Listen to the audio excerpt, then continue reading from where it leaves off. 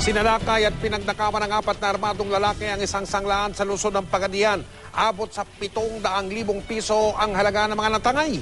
Si Julius Segovia, naka-alerto 24, eksklusibo. Ang kumpol ng mga taong ito at sunod-sunod na responde ng mga pulis ang umagaw sa aming atensyon. Ang sanglaan pala ng alahas na ito sa Rizal Avenue, Pagadian City, pinasok ng 4 na armadong lalaki tanghaling tapat kanina. Ang gwardya ng jewelry pawn shop, wala ro nagawa ng umatake ang mga suspect. Diyan ko nakatayo, tapos pagpunta ko doon, pasok ang tulo, tapos yarahan ko sa isa, si Unan, 45. Sa loob ng pawn shop, kita ang mga basag na stante. Naiwan pa raw ng mga suspect ang ginamit na martilyo. Agad naman nagsagawa ng follow-up operation sa mga pulis, pero hindi na inabutan ng mga suspect dahil sa traffic.